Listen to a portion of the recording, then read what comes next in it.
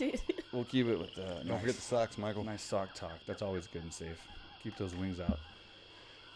All right, guys, we are back. Episode number 40, the Big 4-0. And what way to come back stronger than with Michelle Waterson in studio. How are you? I'm excited. This is very fun for me. Usually I'm fighting around this time. So my husband and I, we brought the little one. We brought Master Yaya. And we're doing like a little Asia tour. So we're here in Thailand for a couple of weeks. We were in Bangkok. Now we're here in Phuket at AKA. And then we're going to go to China. But it's nice. Cool. Yeah. So how is Phuket, and what were your thoughts before you came and then after you've experienced it so far? I love it. I love the gym. I just think with traveling so much and everything, something that I've realized myself is that it really doesn't, matter where you go in the world. It's who you decide to spend it with, And when you go to a gym, there are certain things that I look for, and it's the coaches and the atmosphere and the feeling that you get. The reason why I train at Jackson's is because it's a family environment for me. It's my home. It's where I go to get away from all that outside noise, and I get that same feeling here at AKA. It's cool. It's like a family. Everybody knows each other. Everybody's, The sales director. Shooting the shit. Yeah. No. How do you say my last name? What's my last name? Bogutzki. Did I say it? So close, so Bogutzki. close. Yeah. It was close. Yeah, no, it's cool. Still feels good. Thanks. We kind of built it to have that family atmosphere, and it's cool to have people like you who are just like that. You fit right in. Like from the time we met you to the time you stepped on the property, it's like you just meshed with everyone because you're just so nice, and it was so cool. You. Yeah, it is. It's so cool. It's because it's so hot and humid out here in Thailand, but it's nice that I feel like it's under the shade, but you don't feel like you're it's not enclosed. Mm-hmm. You're like training in the jungle. The Muay Thai areas. Yeah, the Muay Thai area, you can like train. It feels like you're training in the jungle, except for you're not getting bit by scorpions or spiders or whatever. It's very clean. Yeah, we try to keep those away during opening hours. That's why we have those 12 cats. Yeah, we keep cats around that kill all of those. Cats, yeah, that's the one thing Area's super excited about. Last time she didn't understand like that there's a lot of stray cats and dogs in Thailand. Yeah, I was trying to explain that to her, but she loves cats, so she wants to pet all of them. I'm like, no, baby, you can't pet all of them. No, there's a lot of them you don't want to touch. Yeah. So. Ours have all the ones on the property have shots and everything, so they're clean and good, and spoiled. Well, the lady, the one that you have helping in the office, my manager Aunt Charlie. Yeah, she was telling us that they dropped. It was like a pregnant mom in a basket, and she felt bad for turning it away, and then a cat. And not a real pregnant mom. And then the baby. Thanks, Mark. Yeah. And she was like, "What am I supposed to do with pregnant cat?" Like she didn't want to turn it away, so she kept it. Yeah. And then babies were just like everywhere. Yeah, now so there's 3 cats and they all look the same. But then there's this like kind of stray cat, and she says that he's like the mafia cat. He's like the one that like he comes runs and collects lizards from the other cats. He runs the streets. If you follow our Instagram, Mark has a weird habit of watching them catch lizards on our story. They catch a lizard. Do they eat them? He films it on our story. I don't know how that helps the gym, but I feel bad for the lizards, so I don't watch a lot. But. My cat is a gangster. But if you went in our administration office, it's like it's all catted out. Can you say that? Yeah. It's like I go in there and there's like cats on their shoulders. My accountant, the manager, and the one that sits next to Aunt Charlie has a better chair than she does. Yes. Like that's not a joke. That's dead serious. She gives the cat the better chair and fixes it. It's crazy. They love those cats. Yeah. And whatever makes them happy. They do the job great. So if it takes a few cats, I'll buy more. We'll get more cats. They're cute. It adds character to the gym, I think. Yeah. And you did some training too. Yes, we got some killing good it out there. I saw that the video y'all posted. I'm glad too because I like to eat and I love Thai food. So anytime I can get some good training in, so that I can kind of counteract all the food that I'm eating is great. And we worked with 2 different trainers, and they're both they're amazing. I think we had Sack the first day, and then Pet. And you're going to work with Pet today right after the podcast. Work again tonight. Right after the podcast. Yeah, it's really cool. That's another thing that I love about fighting is that it doesn't matter where you are at in the world. fighting is a universal language. Yep. And so like people from all around the world, it's the same here at Jackson's. There's people from all around the world. You know, at AKA there's people coming from France, China, Russia, and all the different like parts of Russia. Like it's not just Russia. It's you have all the stands. Dagestan, Tajikistan, Kazakhstan, Chechnya. So many different. Do they all speak different languages? There's variations, but most understand pure Russian. Yeah. So that's probably the most spoke language at the gym, Russian. Yeah, but it doesn't matter, right? Yeah, because we understand each other. Yeah, I coach many of them that don't speak English at all, and it's just that universal, like you know. It's a body language. It's like you can learn something without even having to talk. You just use your eyes, you use your body language, and you can create genuine relationships just through body language, and I think that's a beautiful thing. And you did a seminar, and we have been hearing nothing but just absolutely great reviews from that. People were so excited to have you at the gym doing the seminar, and they thought it was fantastic. They thought want you did an excellent job. There. So we can't afford that. You got to stay and do seminars all the time now. I love it. I love teaching. I really do, and I think the more I've kind of dabbled into it, the more I've realized. So both teaching and doing like the behind the desk stuff. Right. I feel like it's helped my career because it forces me to go back, study tape, study technique, and break it down so that I can simplify it in a way that I can teach it. Right. And when I have to do that, it makes me revisit the basics. Yeah. And it makes me become a better fighter. Absolutely. Like I've always said, DC, you know, he still teaches at the gym. He's double champ right now. Yeah. And, you know, he still teaches the kids class, you know, and is very, very in the gym, like very much presence in the gym at AK all the time. So I think that, you know, I think he just loves it. But from when I've taught, you know, given seminars, it helps me too, because I'll like teach a cool move and then I'll break it down and be like, oh yeah, I can do that. I forgot about this. And then like, you know, you remember kind of like how you set it up, and it kind of helps you become a better fighter. I can totally see what you're saying. In other words, yeah, no, I know Mark is it. like just listening You to got birds that? over there. Yeah. Mark, You understand what we're talking Mark about, right? was a huge part of the seminar yesterday. Well, y'all wanted me to be the dummy? the hit dummy. Yeah, whatever. Yeah. I saw your husband get kicked in areas I don't want to, so I was like, I'm glad I didn't. Sign you up for that. Josh, We don't want that night again. Jeez. Josh he's always been that for me. Like for my last camp, he's wanted me to be like more aggressive in my fights. I come from a sport karate background where everything's like almost like tag. You know, you get points for tag. It's a controlled sport, and so.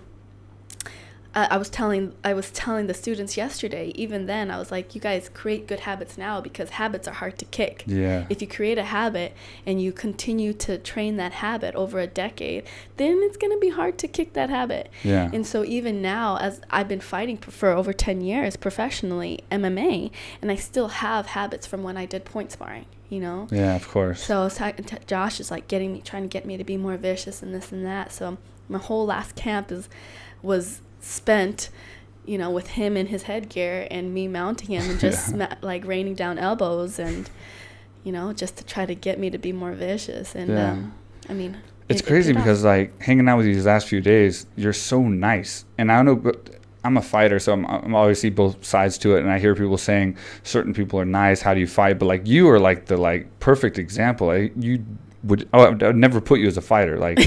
Seriously, like, would you think she was a fighter if you just met her on the street? The whole family. I mean, like, super nice, but then you go in there and you're savage, and that's crazy. It's so crazy. I feel like it gives me balance to be able to be that way in the cage. Yeah, you know? That's cool. So. Well, cool. So enough about the gym. So let's talk about just Phuket, some of the other stuff you've done since you've been here. Is there any other places that you went to? We've got to do a lot of really cool stuff. So we were in Bangkok, and we were just kind of seeing the city. We went to go do the floating river. Okay, which was really fun. And then was that the market where they the floating market? Buy things or whatever. So we did the floating market, and that was fun. And then when we got into town, we kind of went to both sides of the island. We went to the very, very south, and then we went to the very, very top. Right. And got to see the beaches there. And then we went to the Big Buddha. We went to Monkey Hill, and it freaked Ray out. Yeah. Go back to the Big Buddha real fast. How cool is that? How cool was seeing a Buddha that big, like in person? Like, I think it's gigantic. I was telling Josh this when we went. I have been to a lot of temples because, my mom's Thai, and it's like tradition to go to the temples and to pay your respects. Mm-hmm. And I've been to all the very cool temples, the Royal Temple in Bangkok, and we went to Ayutthaya, which is like the old ruins. Right. And I had such an amazing vibe from the big Buddha. I felt like it was a very genuine place to go and to share love. Yeah. I don't know. It was really, it like really touched me. Cool. They had these like golden leaves that you can donate money, and then you can like write down a wish.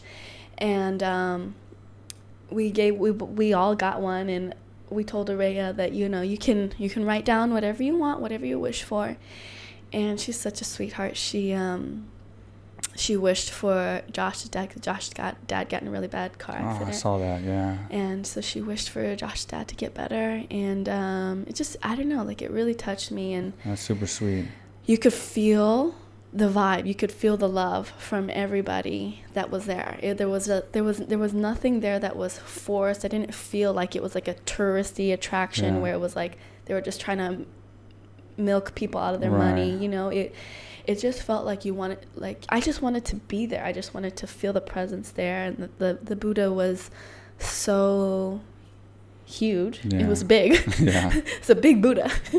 And you just felt the enormity of it. I don't know how to explain it, but Ray and I went into the temple, and we prayed a little bit, and it's crazy, like tears just like started flowing out of my body, because I was just like, I just felt like the freedom to cry.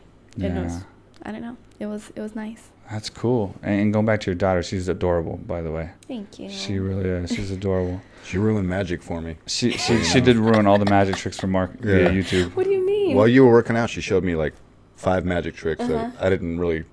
You don't want to know how magic works, but she showed me. Yeah. She's 7, and I was like, how do I not know this? And but did she like trick you first and then show you? Nope, just straight to telling me. Just straight ruin the. Because I knew the tricks already. It's She's like, I'm going to show you the tricks to all these. Yeah, she's phenomenal. Yeah, she's great. And I think what Josh and I are trying to do is to instill in her at this young age is to see the world. Yeah, of course. Like, I listen to Jay Shetty a lot, and he talks about exposing yourself to everything. Yeah.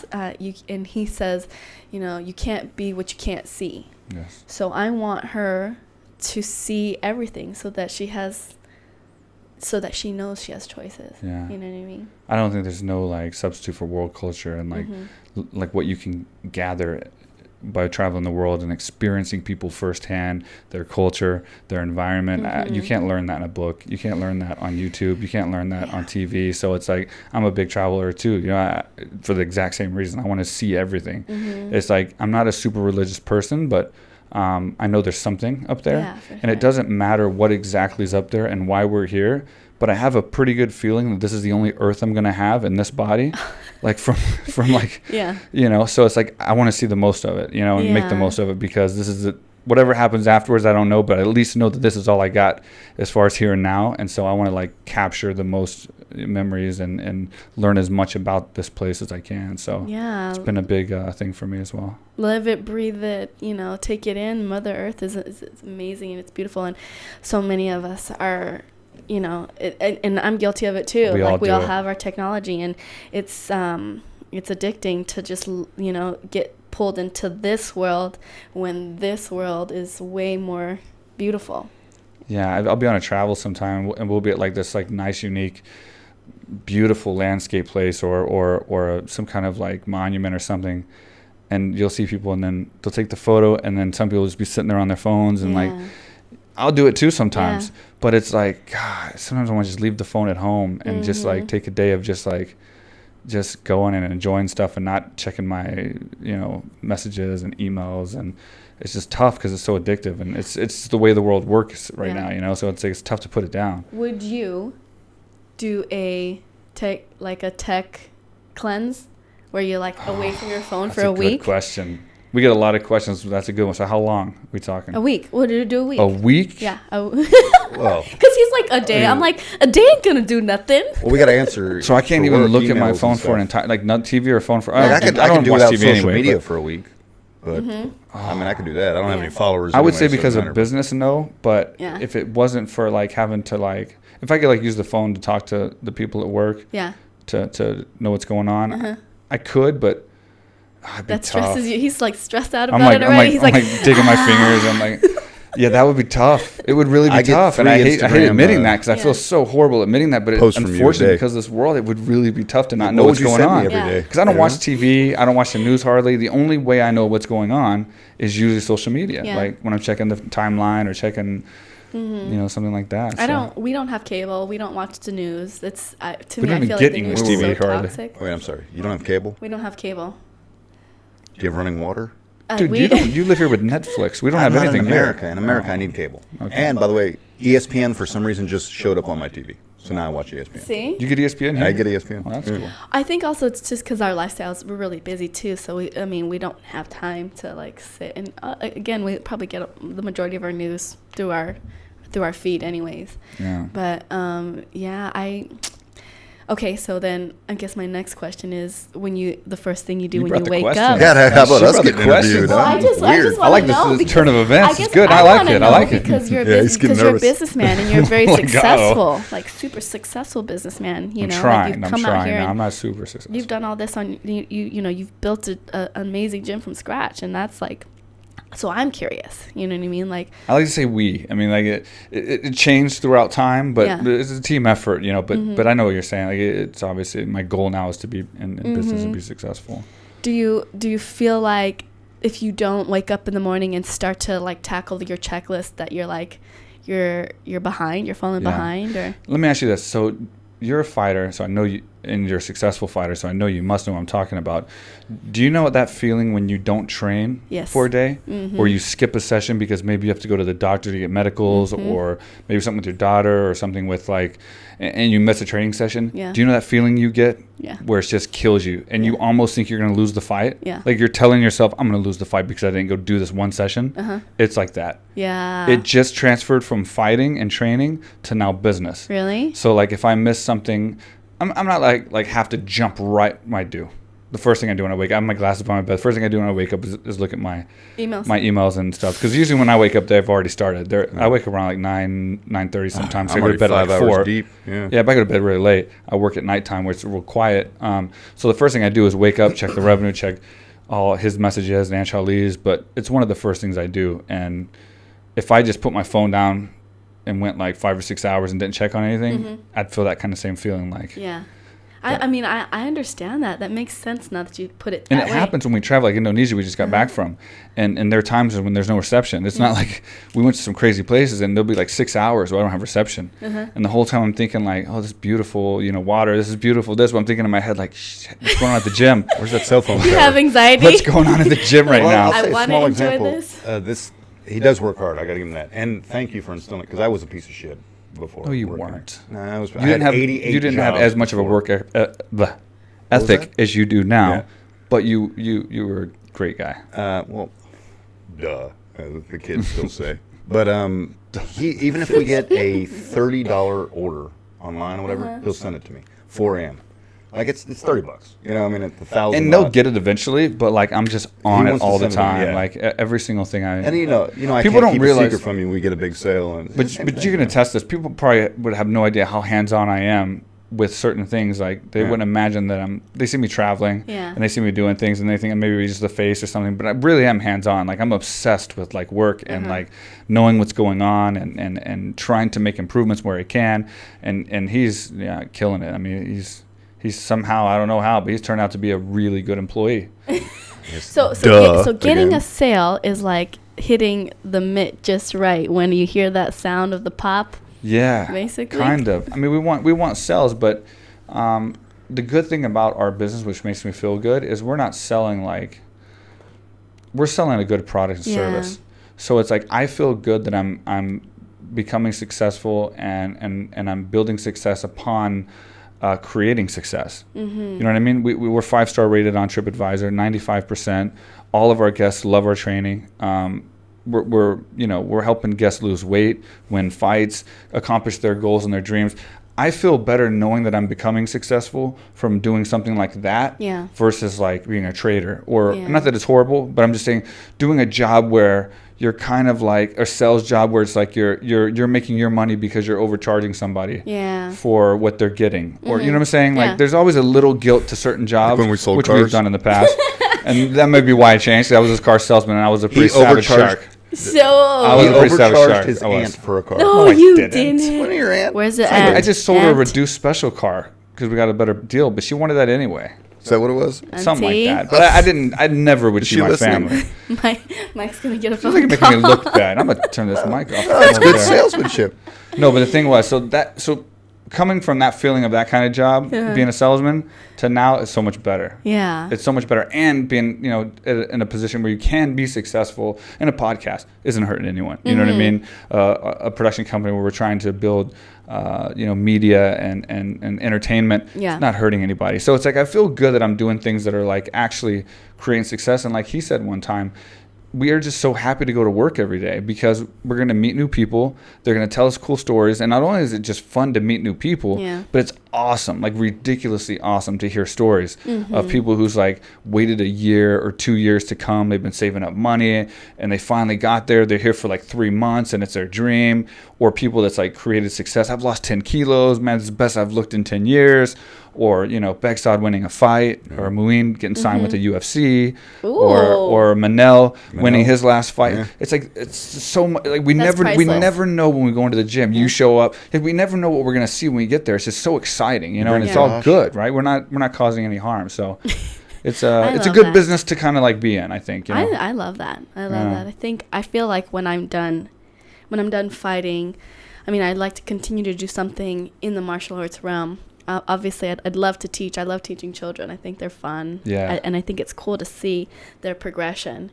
But, I'd love to maybe do stunts, maybe get into some of, like, the action films. Yeah, we got to get into that. 1 second. We definitely got to get into that. I want to say one thing real quick because we were talking about something a while ago.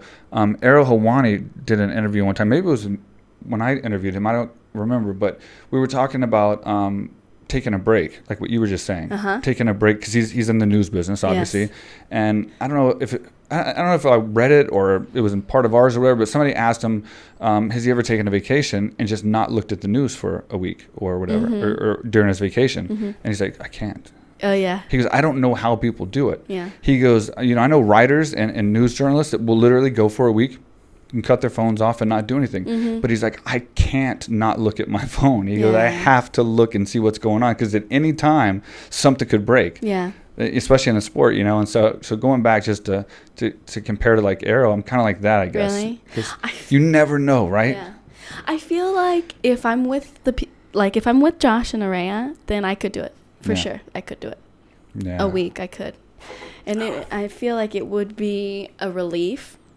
I think I know that if I come back, I'll be playing a little bit of catch up. Right. But I feel like I could do it. Yeah. I don't know. But I don't run a business. Right now, my business is just my likeness. So, and you're lucky to have him help you so much where, you can focus on fighting and like relaxing. And you need to do that sometimes, I think. Like if I could go back when I didn't have a business and I was just a fighter or that was my main thing, I wish I could have done that a little bit more, like relaxed and just like not thought about things and just kind of like focused on just. We had a good time back then. Yeah, but I'm like the opposite of like ADD. I'm OCD and I have to be doing like 10 things at once. Like I'm not ever happy with just like one thing. Just doing one thing. Yeah, it's weird. Yeah, it's crazy. Yeah. I'm like that too. I remember my dad telling me though one time, I think it was in high school, and I wanted to do cheerleading, and I was like I was the president of National Honor Society, and I was in theater and choir, and I was doing martial arts, and I was the president of Diversity Assembly. Like I did all this school. stuff. Jeez, that's a lot. Wow. I was a big time nerd, and my dad was just like, choir. You know, you can be the jack of all trades or you can be the master of one, Right. is what he told me. And he's basically telling me to make up my mind on what I wanted to do. Pick one of them. Mm-hmm. Nice. And you picked punching people in the face. Out of all those things you listed, so he's like, pick one. And you're like, that chess club I'm going to punch people in the face. Yeah. That's Were you in the chess club? pretty much what I want to do. I was not in the chess club, no. Okay, so you're cool. I ain't gonna lie. You can still stay. We can finish the interview. I was in the German club. Oh, God, Wiener yeah. Schnitzel. That's How all do I I know. always learn something about you during these podcasts? We've done 40, and we've known each other 24 years. Well, what did you do in high school? I hung out with football players. Did you? Football. What about before? When You played first got football? there? Yeah. What did you play? Oh. Well, you Texas boy. You got to play football. I if you're in played for Texas. Katy High School, which is one of the best football teams in Texas, and I was a receiver, and I did quite well. But what Mark is wanting me to lead into is I then went to Clear Lake High School and got switched positions, sucked, and sat on the bench. Aww. And it's the joy of his life that I couldn't play football. You were Yeah. benched? He sat down more than Christopher The two Reeves. greatest cornerbacks in the history of high school football happened to be in front of me. It was Why didn't they make you a receiver? There's already everything. They already had him. I don't know. Maybe I sucked at that Josh too. was a Let's quarterback just go in with high I school. sucked. All of a sudden, I just sucked at it. To make him happy, I just all of a sudden sucked at everything. But he loves I it. actually, I didn't want to even bring up football. I know you're going somewhere else. You know where I I'm know going you're going with this. somewhere What's else. your 4 favorite letters in high school? ROTC. I'll get into this, and then we're going to take. ROTC. We'll get into this real quick because we got a commercial break, and then we'll come back with your stunt work because we want to talk about that. No, well, I want to hear ROTC. For the commercial, since we don't have much time, I'll go and talk about that. I saved your high school career. I by came getting you from out of that. small town Texas. In a small town, I didn't know anything about ROTC or any of that stuff. And as I moved into Clear Lake High School, I had to choose my courses, and there was a ROTC course. I never heard of it, and it was about the military. Now, if it wasn't for fighting, I would be in the military. Yeah. I always was like a gung-ho. I wanted to be like a Navy SEAL, super soldier, going out there fighting the bad guys. And so I got into martial arts initially for training so that when I did get old enough, I could go in the military and be some super commando, Yeah. right? That was the point of me getting in there. And then martial arts just kept going and going and going. And that's why I did so many USO tours and military tours overseas and AFE tours. It's because I felt like since I didn't serve my time, I want to at least give it back. Yeah. So once I got in the UFC and it became popular and stuff, I went to Afghanistan, Iraq, Djibouti, I mean, all these different countries because I wanted to give back. And it was fun for me because I love military guys and doing the thing. But in high school, it had this course ROTC, and it was like learn military, learn how to shoot guns. I mean, I was just like, wow, Learn abstinence. crazy! This is amazing. And so I signed up for it. To his joy, and so I ended up having to go to ROTC. I was there for like 3 days. Yeah. Let's be real. But I did go there. I was like, look, and I know a found guy out it that can wasn't get you out of that quite class. What I thought at this particular school. I don't know about all the ROTC programs. Yeah. At this school, it wasn't quite what I thought, and he made fun of me, and I had to get out. So here's the deal. Minute and a half, Mark. You better hurry. Real quick, my dad fights. Yes. Or he's a purple belt jiu-jitsu, blah, blah, blah. So when Mike came to our school, I was like, oh, shit, my dad, blah, blah, blah. And I was like, hey, man, you're new here. Let me help you, show you the ropes. And then he went to ROTC class, and I was like, look, man, it's not what you think. Because I know what he was looking for. What is it? What was it? It's not to dog them because I hate, I love the military. running My out dad of was in time. the military and all that stuff. Yeah, but it's more parade than fighting. I don't know. It wasn't really military as I thought. Yeah. It was a little weird. We'll get back in. We'll take a quick commercial break, and then I'll let Mark get a little bit more joy out of making fun of me, and then we'll get into way more important things like your stunt career.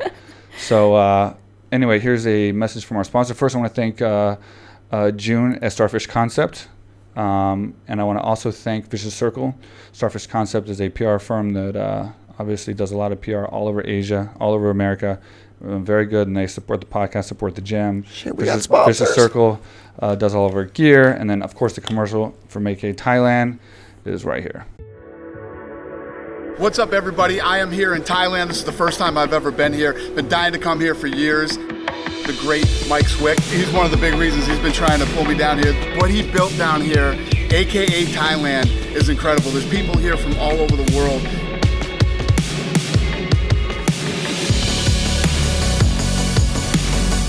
You can train mixed martial arts here, jiu-jitsu. They have weightlifting, they have cardio, and obviously they have Muay Thai, boxing, everything.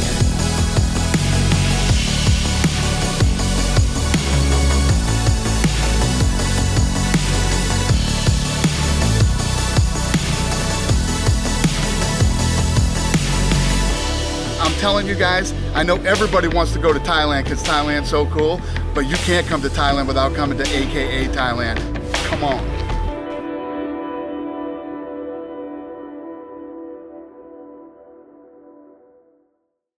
All right, guys, welcome back. So that was our little AKA Thailand commercial. And I have to say, you know, I'm not trying to be biased. That's a pretty good gym, huh? Not bad. Yeah.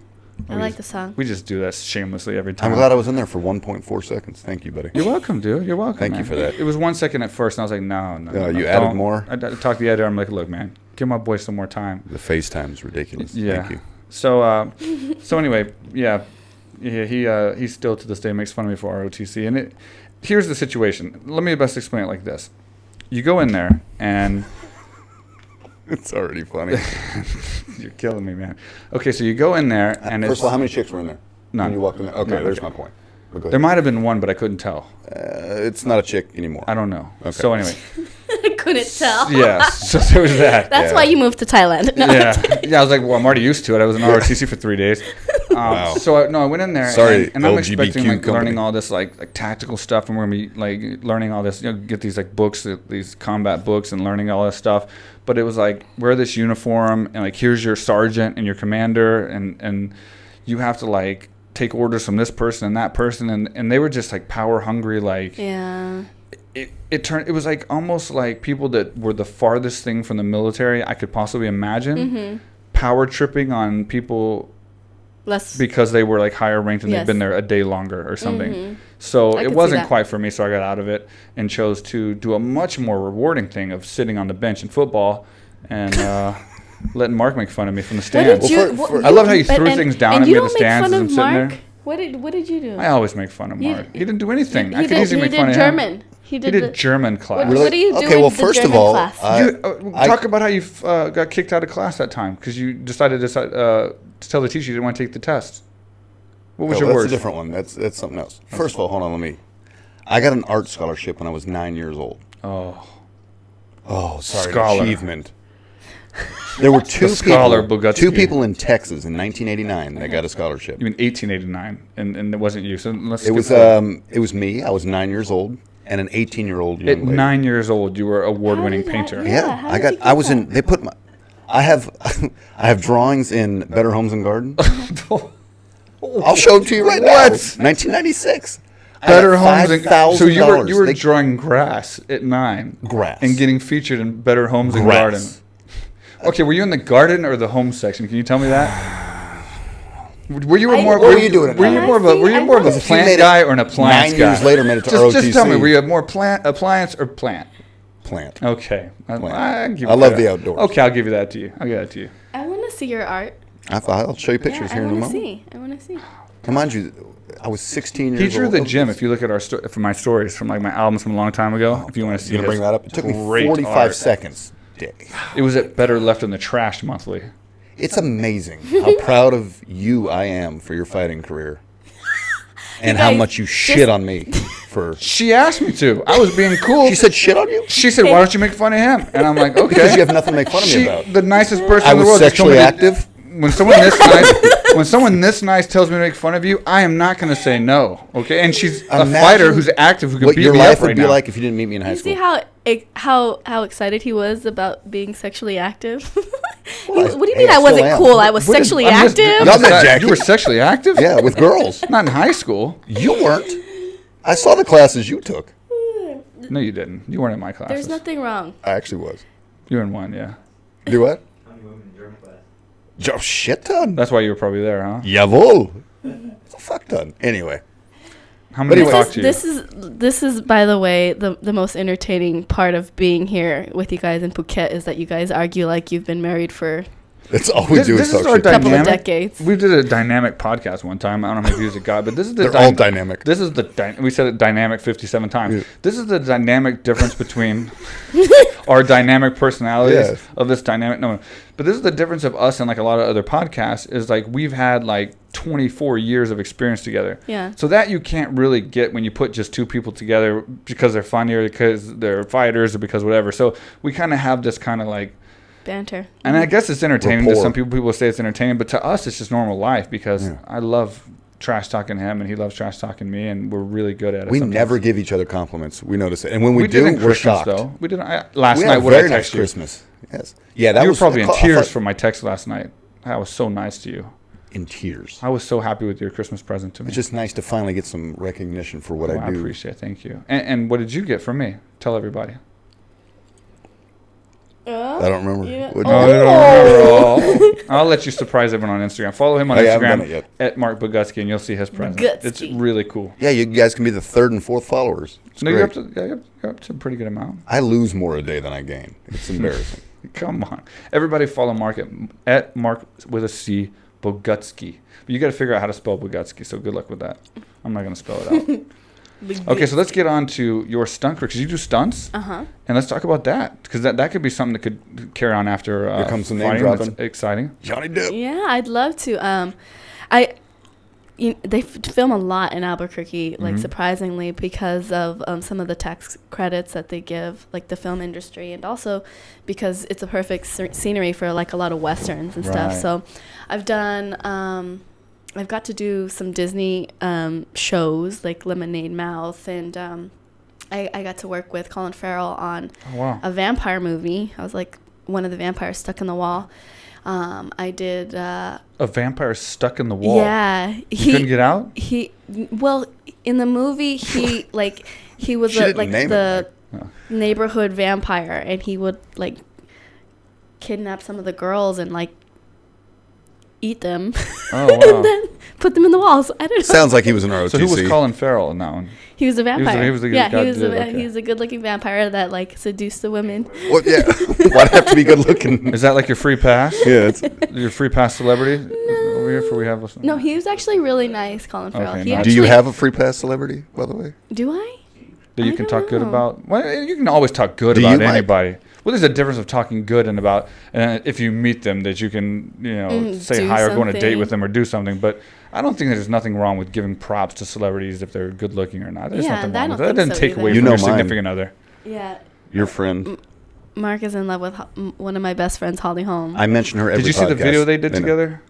No. The you didn't see where they were dancing? The Sierra challenge. I was only looking at Holly Holm. I don't. Oh, wait a second. I was Wait, were only- y'all dancing like in a hotel room? It was like super viral. It was Yeah. like Is that her you? and Holly Holm dancing together, and I didn't even notice heard, you. I ain't gonna lie. I heard. Yeah, I think Holly Holm was in there Is somewhere. that really you? You haven't seen I it? didn't even know. I thought it was just Oh, same her. thing. I knew she had a friend with her, but He didn't even see That went me. like viral, right? Like, because I saw it on Yeah. another thing, and another thing I saw on your page. So it must have been all over the place. Yeah, You gotta watch it on Instagram, Sierra man. put it on her story. I've seen it, but I didn't know it was her. I found it on. I think we did on MikeSwick.com or something. It was like a news thing, and y'all UFC did like some. reposted it. Yeah, a lot that's- of people like. Yeah, it was. All those dance challenges are they're really fun, Yeah. And I like to dance, and so Holly was like, "Let's do it." So I can't believe you didn't see it, considering I your. saw it. I didn't know it was her because I only see Holly Holm. See, he's Jeez. trying to get brownie points over here. Oh my gosh. I mean, Holly is amazing. okay, so person. since Holly might be watching this, she's. only because Michelle's on it. So would you have something to say to her? What would you say to her right now? I really appreciate her work in the community. She seems like a nice person, That's it. Okay. and it's a shame that she's chosen to get married. No, I'm kidding. I mean, it's. I don't know. I don't even know what I would say. Mike actually took me on his birthday to go watch her fight in Singapore. Singapore, yeah. Betch Correa, when he that kick, and God, he was screaming like a girl. No offense, but you know what I mean. High voice, yeah, she's a girl too. but it's high voice is what I'm saying. But a Thai voice. Now you're bringing up. Oh, I said high. Oh, hi. Okay. And so Come on, guy. we met pretty much the whole fight card except for her. The whole Yeah. reason of me going there. Met y'all's coach, obviously Jackson and stuff, but I just think she's avoiding me for some reason. And what a finish. Maybe it's the restraining order. I don't know. What a finish in that fight too. Yes. Holy cow! I didn't know it. Just boom. Man, Holly. She can get it done, huh? Dude, her kicks are thunderous. Like, Yeah. Yikes. Yeah, she's an amazing person. She's such a genuine person. I absolutely love her. Has she ever mentioned me? I Probably. did have a sleepover with her one time, and she was like dreaming and like shuffling in her sleep, and it sounded like Mark. It's like I don't know. There's a lot of Marcs in the world. Now that got weird. But. So back to your film. Go ahead and continue on with that. Like, I want to hear some more about.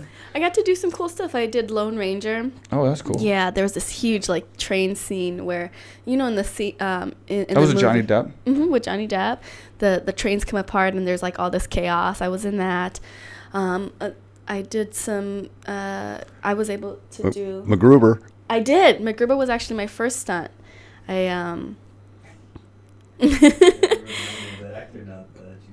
Yeah, so I got to do MacGruber, which was hilarious. Who's breaking the fourth wall over here? Who is this?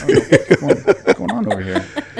You were a sexy club babe number one. Fourth wall. Did you like that? That's a film term I can teach you, Mike. God, I hate laughing with all these wrinkles in my forehead. It looks so old. Okay, quit making me laugh. That's the gayest thing I've ever heard. That's right what there. my mom says. Don't smile, don't laugh like that because you're gonna get lingo. I'm trying not to. Okay, so let me ask you a quick question about the Lone Ranger. I heard they built like this enormous set that cost like crazy amounts of money.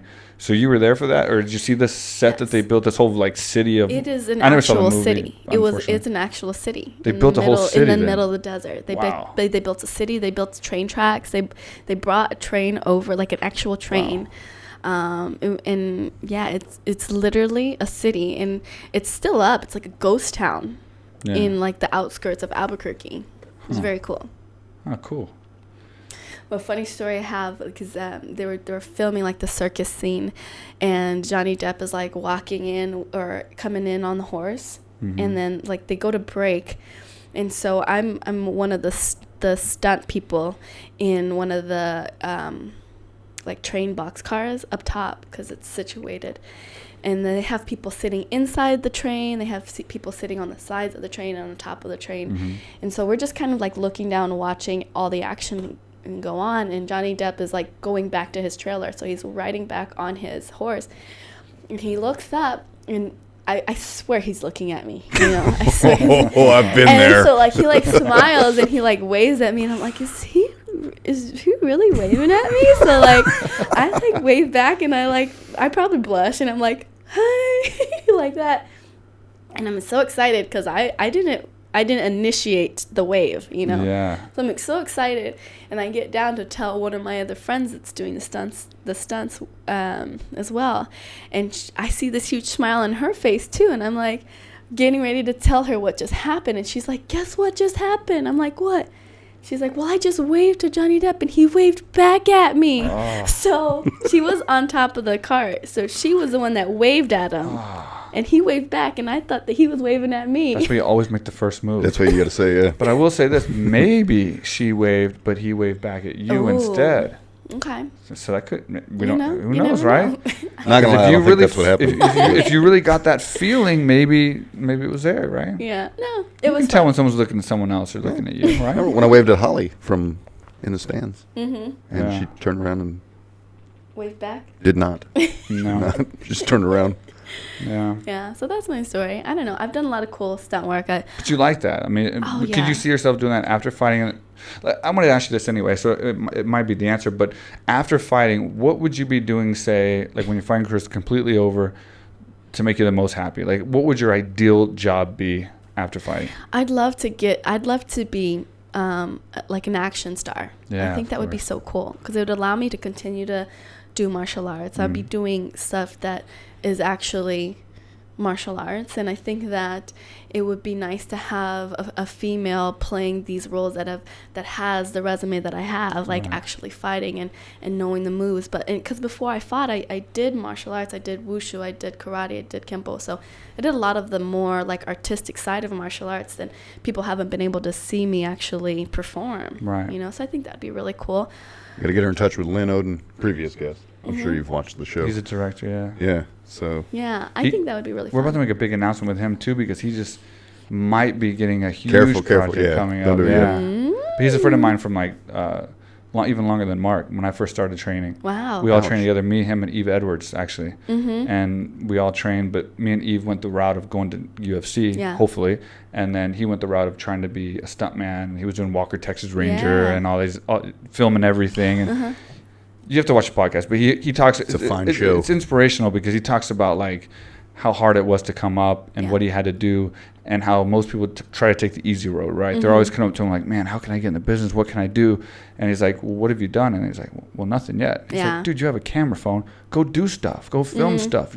You got to put stuff together and show it to people. And he was always handing tapes to people. He was always like filming stuff with his camera. And I guess he didn't have a camera phone, but he had little cameras back then. Innovative. Beepers didn't come with phones, but I mean, or video equipment, but. I'm well, that's what Gary Vee says, right? Because everybody's like, how do I do it? How do I get where you're at? And it's like, like we all have these curiosities, we all have these desires and wishes and wants, but the realization of the work you have to put in, I think, is what people aren't actually seeing. Yeah. You know, like they see the end product, they see the post, but they don't see that it took you 2 days to get to the top of that mountain. And oh man, I don't know what that was. Nope. Your phone's quite bossy. That was Mike talking shit about phones and beepers. I've never seen a phone like kind of sound that bossy before. Answer me. Siri's so much nicer. You need to unlock your phone first. Jeez. It wasn't even a I've never heard or that. anything. That's weird. Why is there 6 different times on your phone? Why is there different times? Local time and then time back at home, just so that I can keep in touch with the people back there. Yeah. Mike just bought me an iPhone for work. Ooh. I want a new one. No, we're on Samsung. We got the Android. Oh, there you go.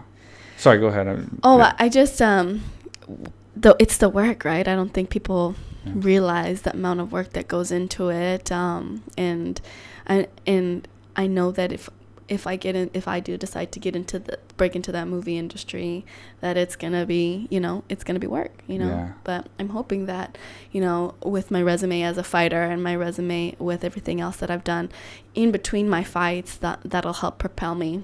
Yeah, for sure it will. I have no doubt that could definitely happen for you. We definitely want to break down this next card. All right. I'll let Mark take the lead on this because he knows a lot about this card coming up and done some research. I know you've been talking about it. We have to ask.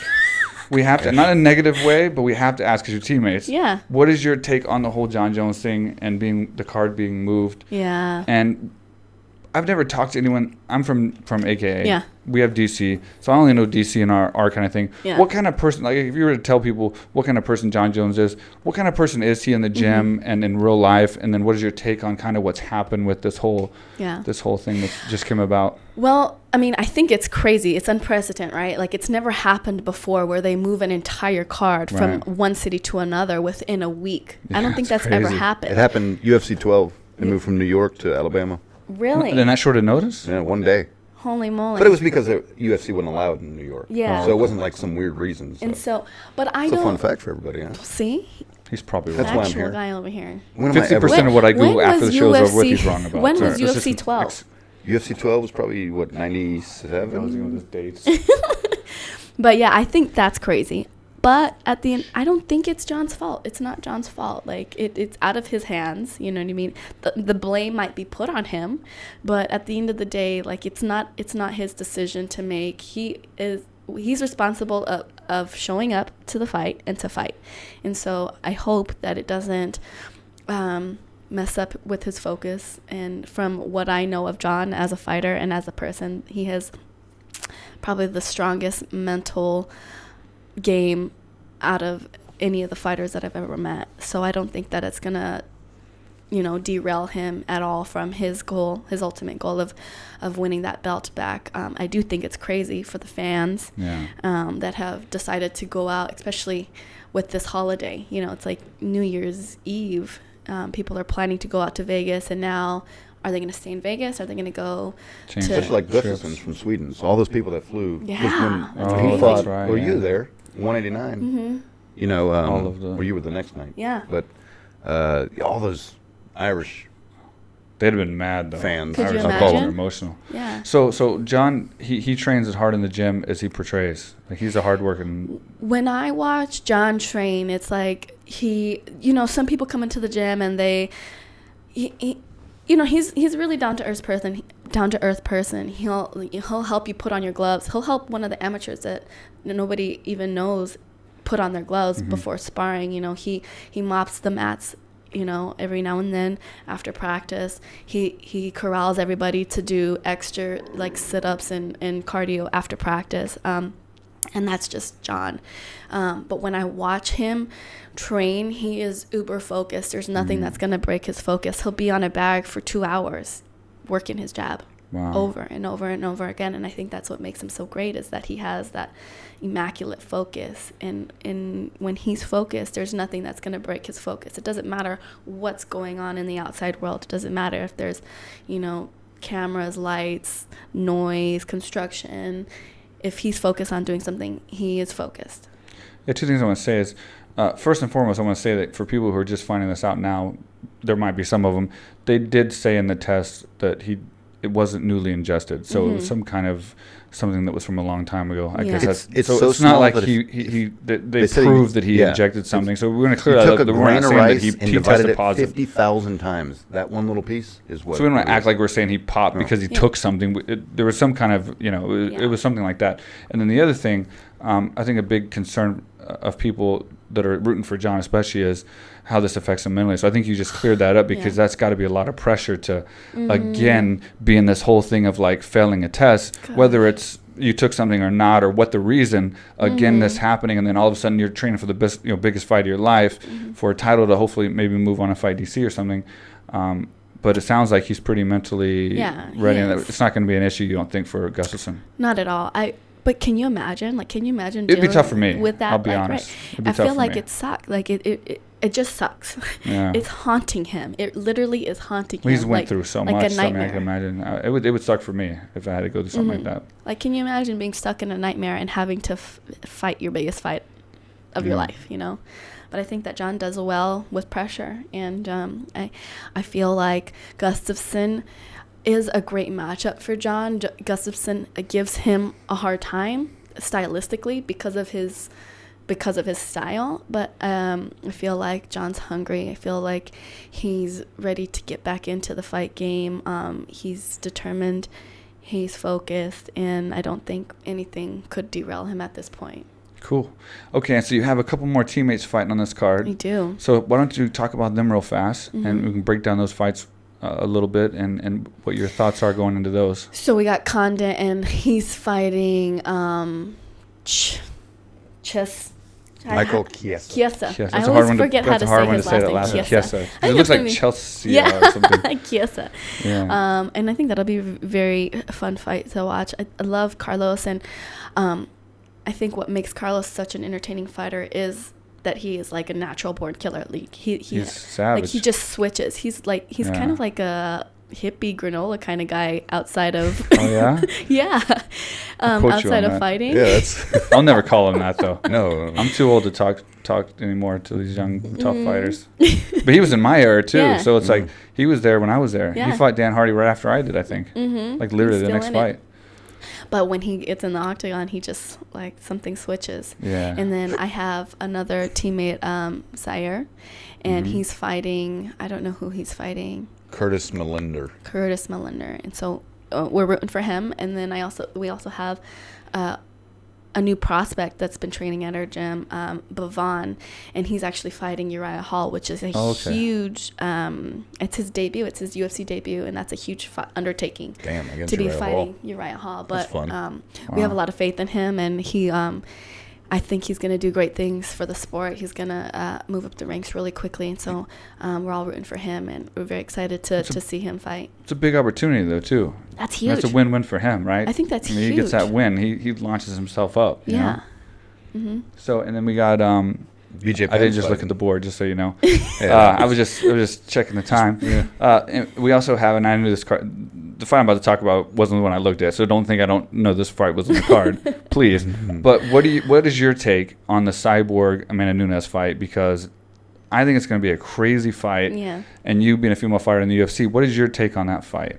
I'm excited. I think that Amanda Nunez has the right mindset as far as not being afraid of Cyborg. I think you have to you kind of have to humanize the champions sometimes if you want to take what they got. You know, you want to dethrone them, you got to humanize them. Otherwise, you give them too much power.